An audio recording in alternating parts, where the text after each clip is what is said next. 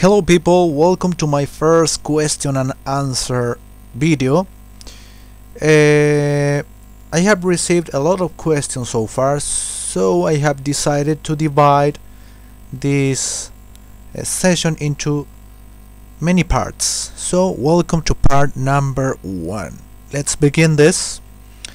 Akutare asked, number 1, what was your first video console you played?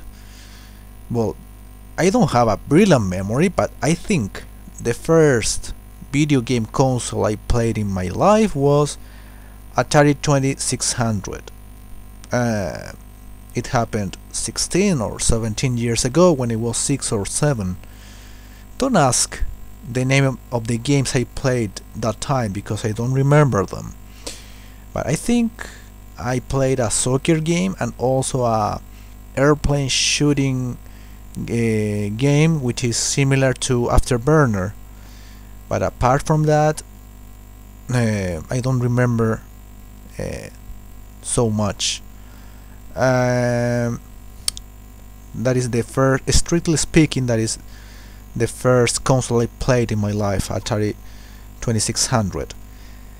The first console I had in my house, believe me guys, was a Sega Dreamcast in 2001.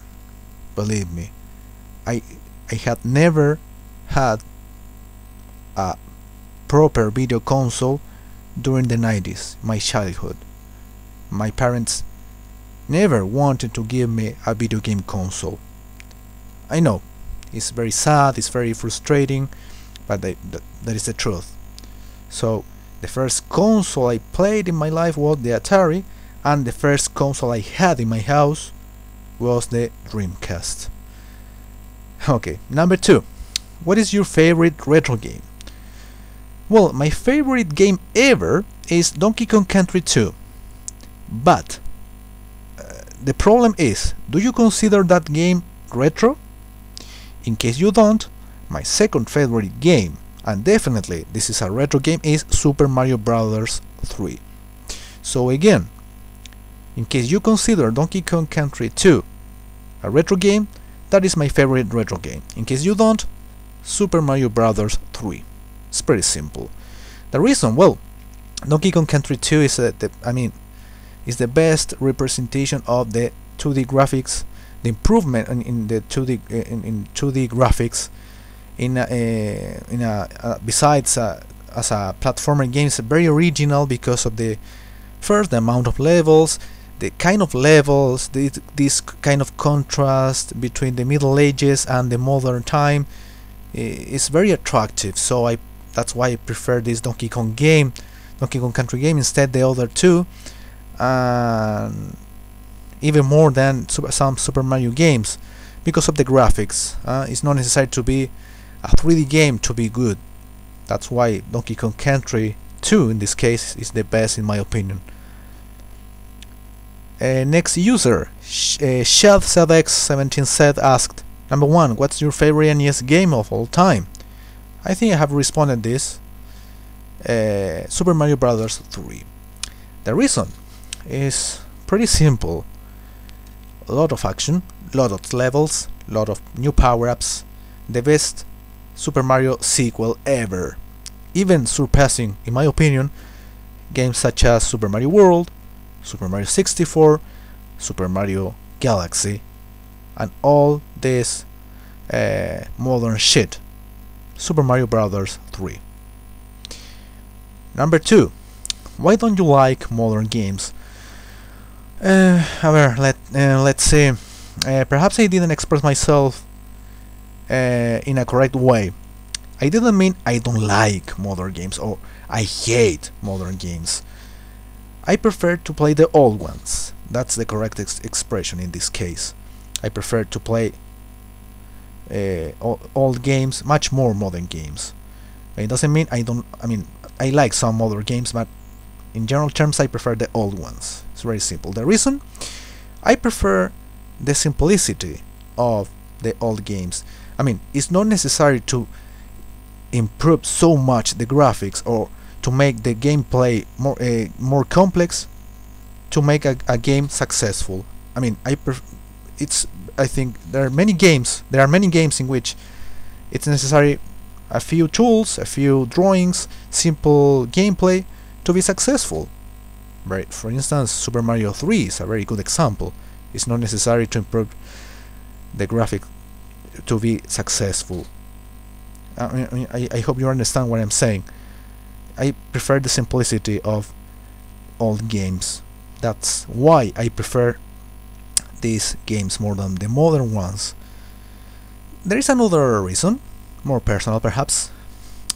For me, the golden age of video games is from 1991 to 1996, and the Nintendo 64 destroyed this golden age of video games. That's why, in a certain way, I hate the Nintendo 64. And the Nintendo 64, in my opinion, again, started this new generation of video game consoles. And that's why I keep this resentment against the nowadays consoles, the PS3, the Xbox, the Nintendo Wii. That's why, not necessarily I hate modern consoles, but I have, again, this kind of resentment against the new generation consoles. That's it. Third and last user for now is Bizarro13, who asked the following: how do you feel about Sega Game Gear? That's one portable system I have never had the pleasure of playing. I have always wanted to, but I'd like to hear your thoughts on that. Unfortunately, this console never arrived to my country during the 90s. Just a couple of years ago arrived a sort of modification of the Game Gear which is called Pocket Gear. I don't know if you know this modification I'm talking about. In this version, it is you cannot buy a different cartridge for games. So all the games, you can choose between 20 different games which are stored in a memory chip inside this portable console, the Pocket Gear. Of course, these 20 games are from the original Game Gear, combining some games from the Master System, you know. So my younger brother bought this console, and so I had the opportunity to play it.